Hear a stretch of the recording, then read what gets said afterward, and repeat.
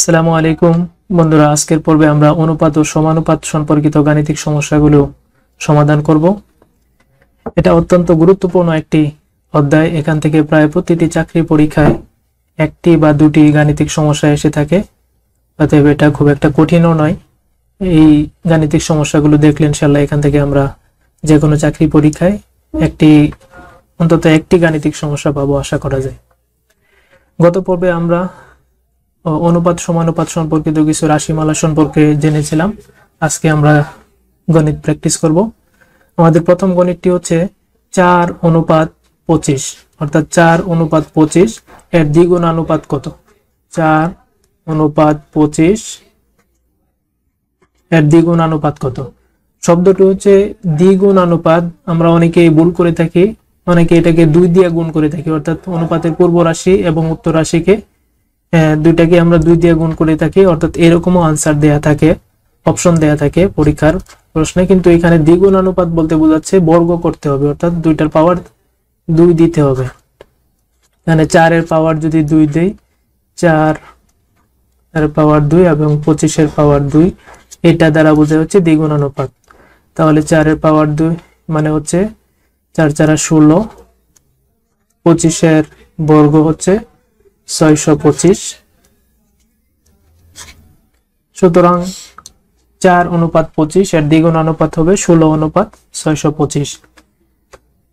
তারপরে গাণিতিক সমস্যাটি হচ্ছে 4:9 এর ব্যস্তানুপাত কত? অর্থাৎ 4:9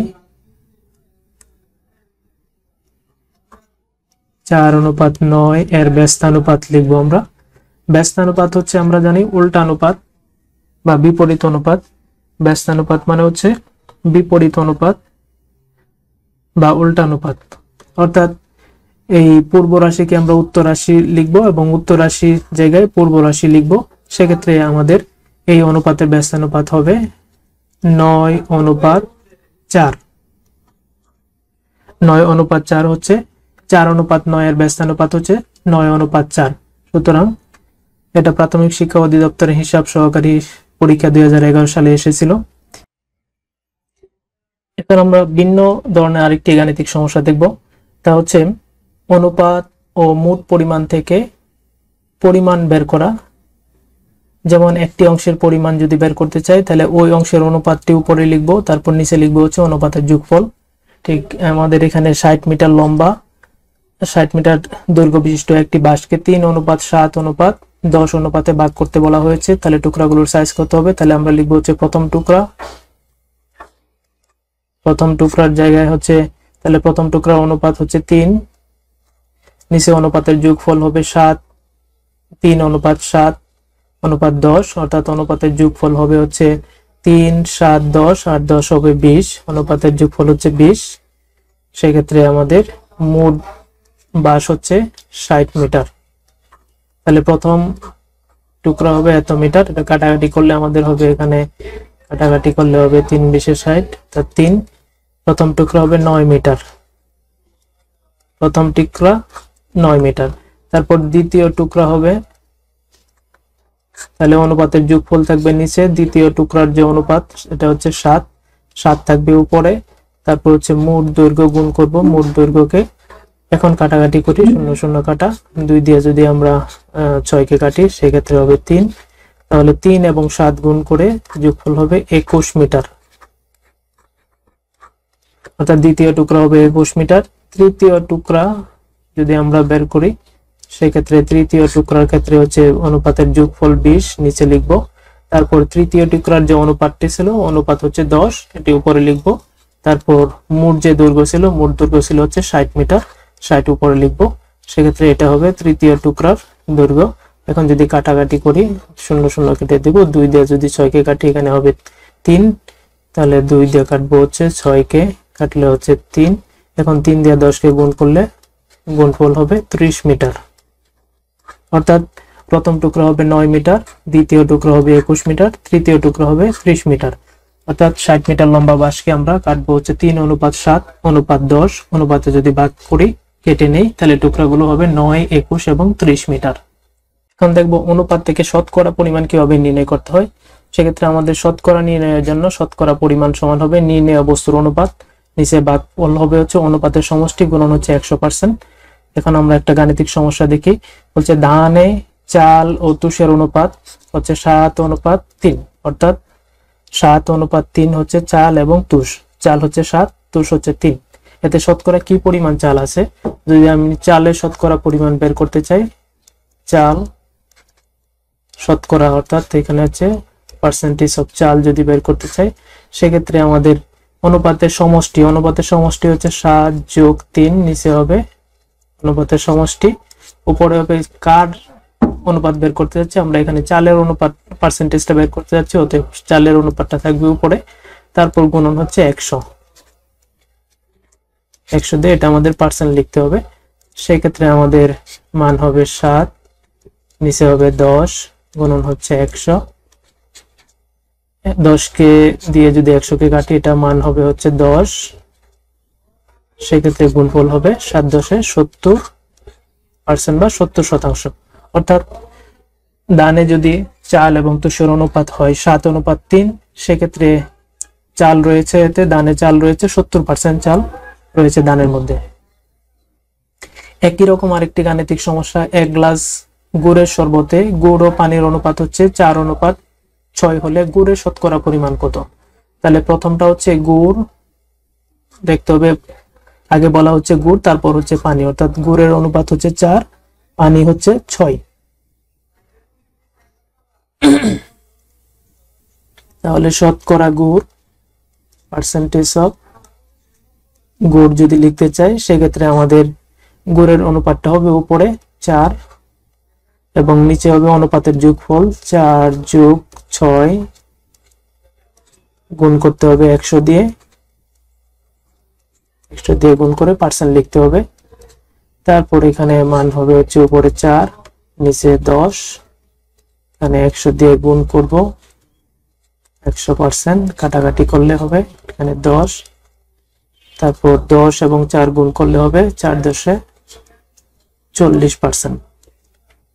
অর্থাৎ 1 গ্লাস গুড়ের শরবতে গুড় ও পানির অনুপাত যদি হয় 4:6, সেক্ষেত্রে গুড়ের শতকরা পরিমাণ হবে 40%। একই রকম ভাবে যদি আমাদের পানির শতকরা পরিমাণ বলতো, সেক্ষেত্রে পার্সেন্টেজ অফ পানি, উপরে থাকতে হচ্ছে পানির অংশ অনুপাতটা, নিচে থাকবে মোট অনুপাত, তারপর হচ্ছে গুণন 100%। এরকম ভাবে আমরা যে কোনো অনুপাত দেয়া থাকলে তাদের কোনটির শতকরা কত পরিমাণে আছে তা সহজে বের করে নিতে পারবো। এই ধরনের গাণিতিক সমস্যার ক্ষেত্রে আমরা প্রথমে ধরে নিব যে দড়ি হচ্ছে সংখ্যা দুটি, দড়ির সংখ্যা দুটি,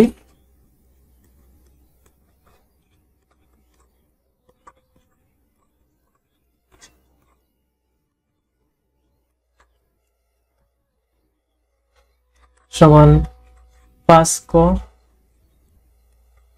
ও 8 ক, অর্থাৎ অনুপাতের সাথে কোনো একটা সংখ্যা আমরা গুণ করে দিলে আমরা তার সঠিক সংখ্যাটা পাবো। অর্থাৎ 5 ক দিলাম, অর্থাৎ ক ধরে নিলাম 5 ক এবং 8 ক, সংখ্যা দুটো হচ্ছে 5 ক এবং 8 ক। সেক্ষেত্রে আমরা 5 কর সাথে লিখব হচ্ছে, যোগ করব 2, 5 ক যোগ 2 অনুপাত 8 ক যোগ 2, এদের অনুপাত সমান হবে 2:3, অর্থাৎ বলা হচ্ছে নতুন অনুপাতটি হবে 2:3। তাহলে এটা সমান হচ্ছে 2:3।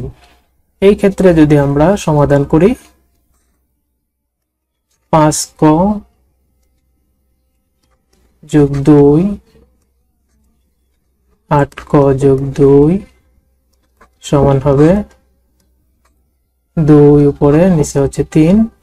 এখন যদি আমরা এটা আর গুণ করি, তাহলে 2 গুণন 8 ক যোগ 2 সমান হবে 3 গুণন 5 ক যোগ 2। এই ক্ষেত্রে আমরা লিখবো হচ্ছে 2 দিয়ে 8 কে গুণ করলে 16 ক যোগ হচ্ছে 2 দুগুণে 4 সমান হবে 15 ক যোগ 3 দুগুণে 6। এখন যদি আমরা সাইড চেঞ্জ করি 16 ক থেকে 15 ক মাইনাস হবে, অর্থাৎ 16 ক থেকে 15 ক মাইনাস করলে হবে 16 ক মাইনাস 15 ক। এই ক্ষেত্রে হবে ডান পাশে 6 মাইনাস 4। এখন আমরা সমাধানটা এই অংশে করে নিই, বা 16 ক থেকে 15 ক চলে গেলে থাকবে হচ্ছে একটা ক, ক সমান হচ্ছে 6 থেকে 4 চলে গেলে হবে 2, অর্থাৎ কর মান হবে 2।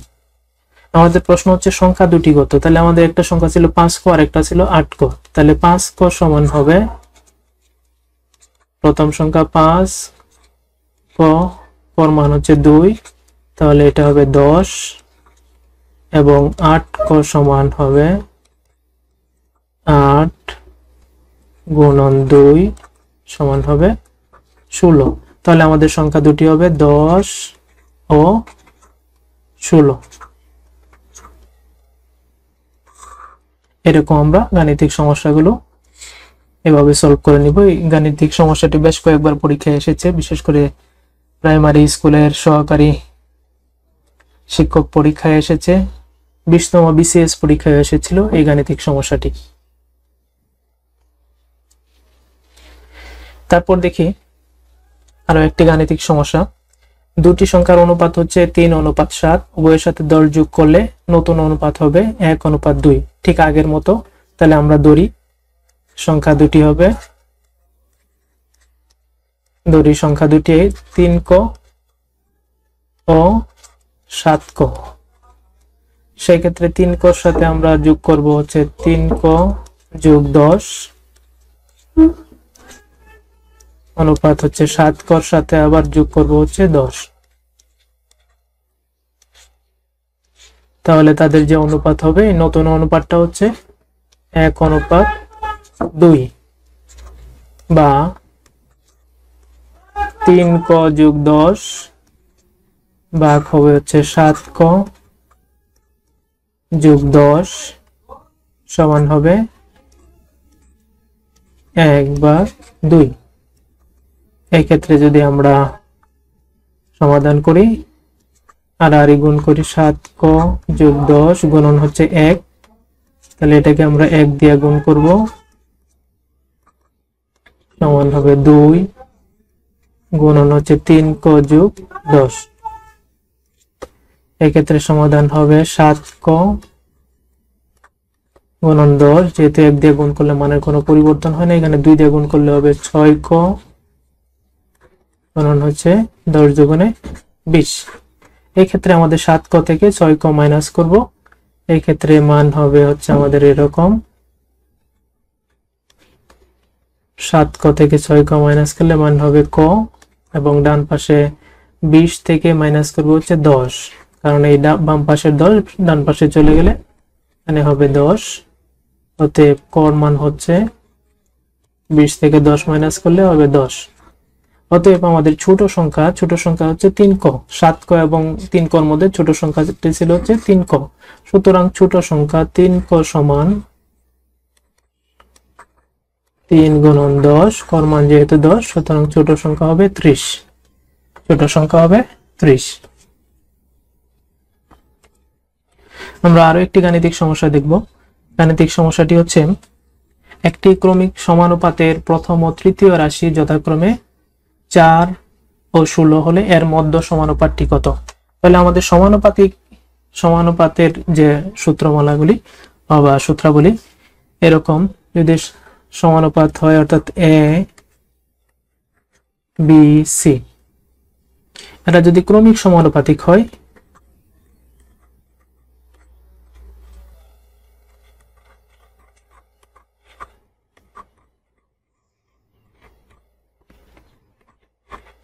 এটা ক্রমিক সমানুপাতিক হলে এরকম হবে, ক্রমিক সমানুপাতিক হলে হবে হচ্ছে এ অনুপাত হবে বি সমান হবে বি অনুপাত সি। অর্থাৎ তিনটি রাশি যদি ক্রমিক সমানুপাতিক হয় সেক্ষেত্রে প্রথম রাশি এবং দ্বিতীয় রাশির অনুপাত সমান হবে দ্বিতীয় রাশি এবং তৃতীয় রাশির অনুপাত। এটাকে আমরা লিখতে পারি এরকম ভাবে, a বাই বি সমান হচ্ছে বি বাই সি, এটাও লিখতে পারি। অর্থাৎ উপরে হবে প্রথম রাশি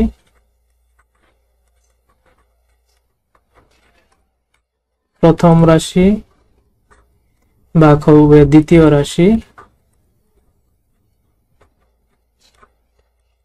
সমান হচ্ছে দ্বিতীয় রাশি ভাগ হচ্ছে তৃতীয় রাশি,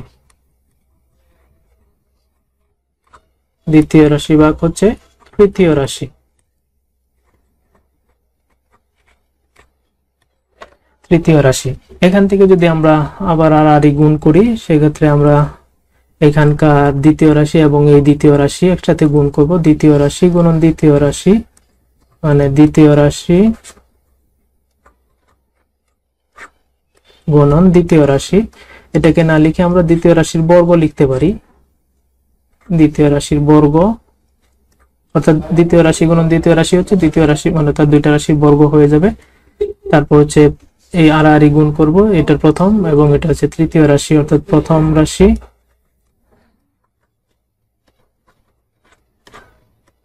রাশি গুণন হচ্ছে তৃতীয় রাশি।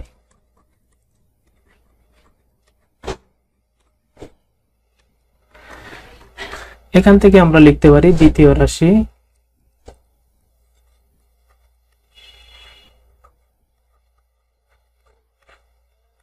এই দ্বিতীয় রাশিকে বলা হয় মধ্য রাশি। দ্বিতীয় রাশি বা মধ্য রাশি, যেহেতু তিনটি ক্রমিক সমানুপাতিক, তাহলে হতে দ্বিতীয় রাশি হচ্ছে মধ্য রাশি।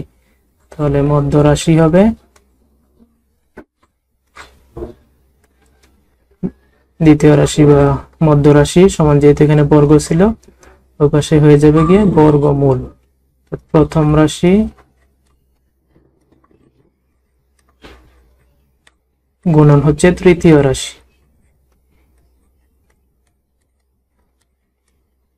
প্রথম রাশি গুণন হচ্ছে তৃতীয় রাশি। এই গেল হচ্ছে আমাদের দ্বিতীয় রাশি বা মধ্য রাশি সূত্র। এখন আমাদের প্রশ্ন হচ্ছে ক্রমিক সমানুপাতের প্রথম ও তৃতীয় রাশি যথাক্রমে 4 ও 16, অর্থাৎ প্রথম এবং তৃতীয় রাশি হচ্ছে 4 ও 16 হলে মধ্য সমানুপাতটি কত? তাহলে আমাদের মধ্য রাশি সমান আমরা লিখতে পারি মধ্য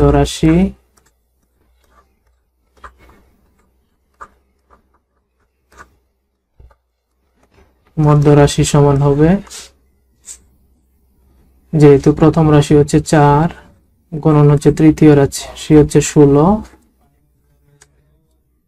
এই ক্ষেত্রে হবে 4 × 64,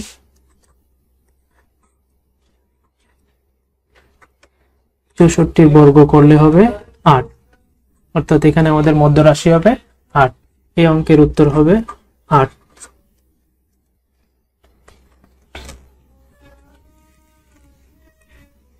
একই রকম ভাবে আরো একটি গাণিতিক সমস্যা, এটা হচ্ছে 9 ও 16 এর মধ্য সমানুপাতি কত? তাহলে মধ্য সমানুপাতি বা মধ্য রাশি যাই বলি, মধ্য রাশি বা মধ্য সমানুপাতি বা দ্বিতীয় রাশি একই বিষয়। সেক্ষেত্রে গুণন হবে প্রথম, গুণন হচ্ছে তৃতীয় রাশি, প্রথম রাশি গুণন তৃতীয় রাশি। এই ক্ষেত্রে আমাদের যেহেতু দুইটি রাশির কথা বলা আছে, অর্থাৎ একটা রাশি হচ্ছে 9 আর একটা হচ্ছে 16, যেহেতু আমাদের মধ্য সমানুপাতটির কথা বলা হয়েছে বের করতে, সেক্ষেত্রে 9 এবং 16 হচ্ছে যথাক্রমে প্রথম এবং তৃতীয় রাশি। সেক্ষেত্রে 9 এবং 16 গুণফল হবে হচ্ছে 144, আর তার বর্গ 144 এর বর্গমূল করলে হবে 12, কারণ 12 গুণন 12 হচ্ছে 144, 144 একটি বর্গ রাশি, সুতরাং 144 এর বর্গমূল হবে 12। এই অঙ্কে অর্থাৎ 9 এবং 16 এর মধ্য সমানুপাতিকটি হবে 12। এই গাণিতিক সমস্যাটি এসেছে হচ্ছে স্কুল পর্যায়ে এসেছে, বিশেষ শিক্ষক নিবন্ধন পরীক্ষা 2010 সালে স্কুল ও কলেজ উভয় পর্যায়ে এসেছিল।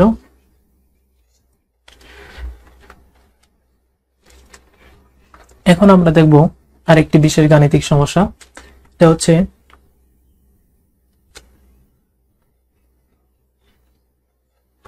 এখানে হবে ও,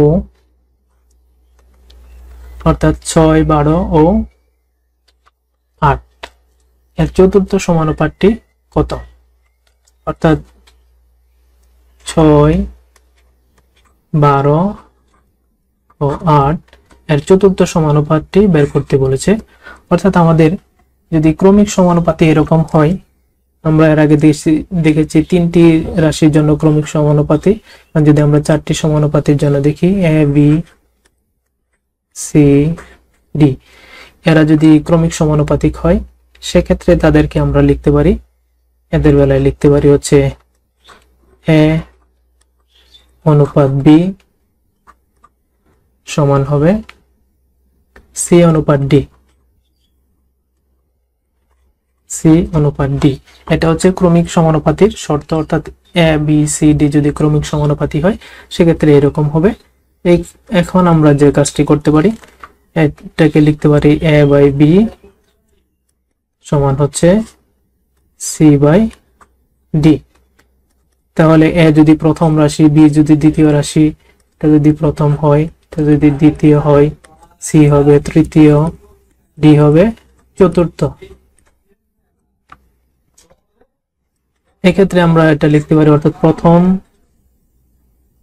রাশি বাই হচ্ছে দ্বিতীয় রাশি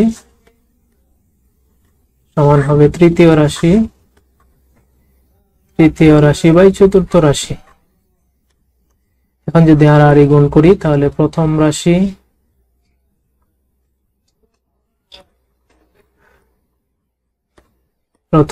গুণন হচ্ছে চতুর্থ রাশি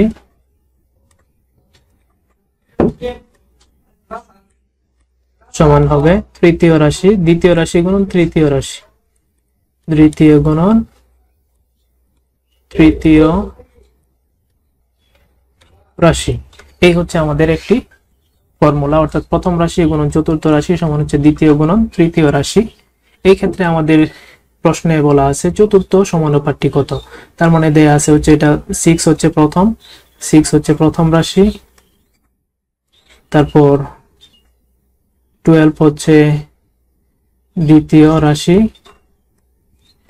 তারপর 8 অর্থাৎ 8 হচ্ছে এখানে তৃতীয় রাশি। আমাদের বের করতে হবে চতুর্থ সমানুপাতটি কত।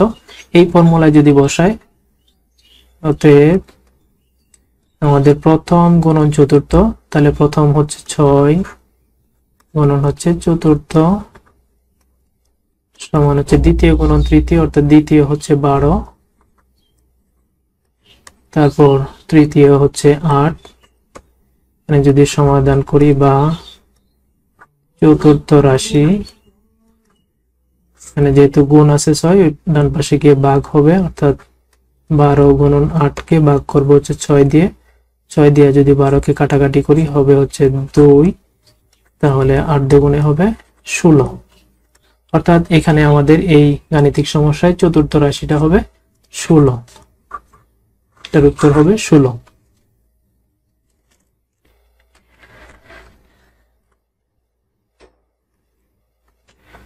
আমরা আরো একটি গাণিতিক সমস্যা দেখব। এটি হচ্ছে 3, 6, 7 এর চতুর্থ সমানুপাতটি নির্ণয় করো। একটু আগে আমরা ফর্মুলা দেখেছি, প্রথম রাশি গুণন হচ্ছে চতুর্থ রাশি সমান হচ্ছে দ্বিতীয় রাশি গুণন হচ্ছে তৃতীয় রাশি। যেহেতু এই অনুপাতের চতুর্থটি বের করতে বলেছে, অতএব এটা হচ্ছে প্রথম, 3 হবে প্রথম, 2 6 হবে দ্বিতীয়, 7 হবে তৃতীয় রাশি। সেক্ষেত্রে আমরা যদি লিখি, এই ফর্মুলায় যদি লিখি, তাহলে প্রথম হচ্ছে 3 গুণন হচ্ছে চতুর্থ রাশি সমান হবে দ্বিতীয়টা হচ্ছে 6, তৃতীয় হচ্ছে 7, 6 গুণন 7, বা চতুর্থ রাশি হবে 6 গুণন 7, যেহেতু এই পাশে গুণ আছে 3, এই পাশে এসে ভাগ হবে, অর্থাৎ 3 দিয়ে ভাগ করতে হবে 6 গুণন 7 কে। তাহলে 3 দিয়ে যদি আমরা 6 কে কাটাকাটি করি হবে 2, এবং এই 3 আর 6 যদি কাটি হবে এখানে 2, 7 দুগুণে হবে 14, অর্থাৎ চতুর্থ রাশি হবে 14। এই অঙ্কের উত্তর হবে 14।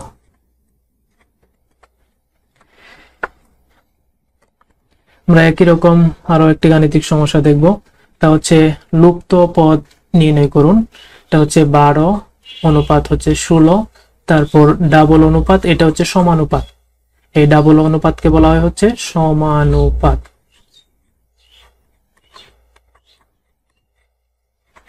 এটা হচ্ছে সমানুপাতি চিহ্ন অর্থাৎ ডাবল অনুপাত। এখানে দেয়া আছে কোশ্চেন মার্ক, তারপর হচ্ছে 20 অর্থাৎ 12 হবে প্রথম অনুপাত, এটা হবে প্রথম, 16 হবে দ্বিতীয়, তারপর কোশ্চেন মার্ক যেটা সেটা হচ্ছে তৃতীয়,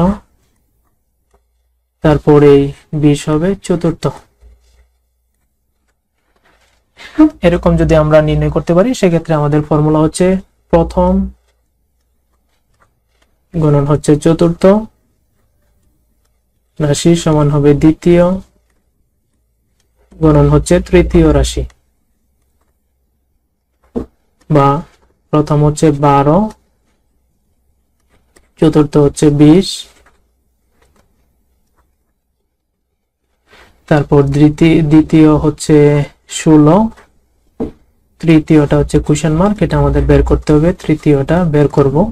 এই ক্ষেত্রে আমরা স্যার চেঞ্জ করে আগে নিয়ে আসি, 16 গুণন হচ্ছে তৃতীয়, অর্থাৎ ডান পাশের সবগুলো বাম পাশে এবং বাম পাশের সবগুলো হচ্ছে ডান পাশে নিয়ে নিলাম।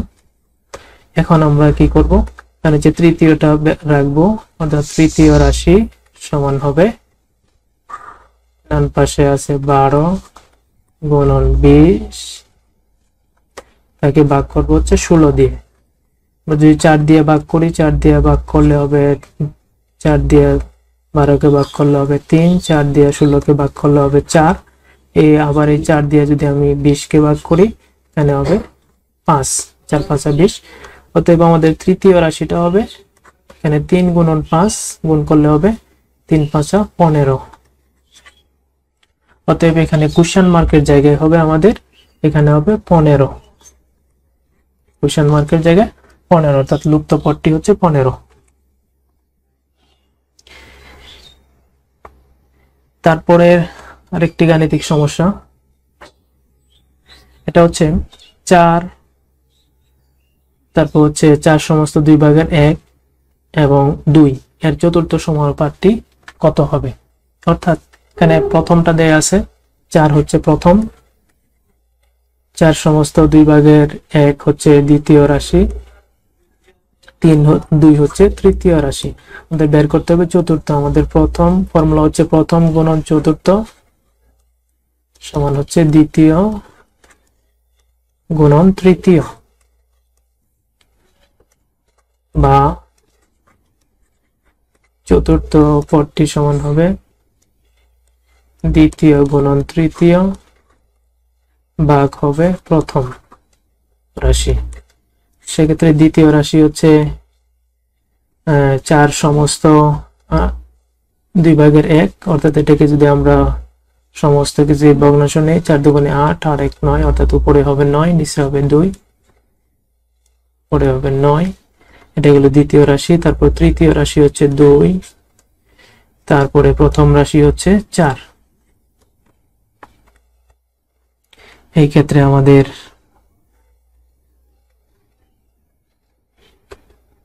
ভাগফল হবে এরকম,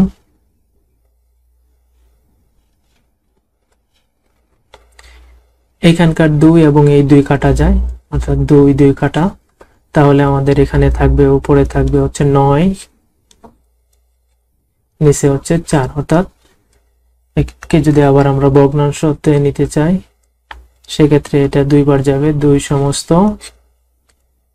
4 ভাগের 1 থাকবে, অর্থাৎ এখানে উত্তর হবে, অর্থাৎ চতুর্থ সমানুপাতটি হবে 2 সমস্ত 4 ভাগের 1। এটাও শিক্ষক নিবন্ধন পরীক্ষায় এসেছিল।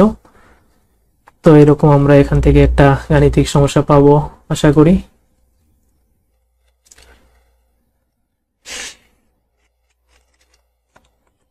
তারপরে আমরা আরেকটা ভিন্ন ধরনের গাণিতিক সমস্যা দেখব।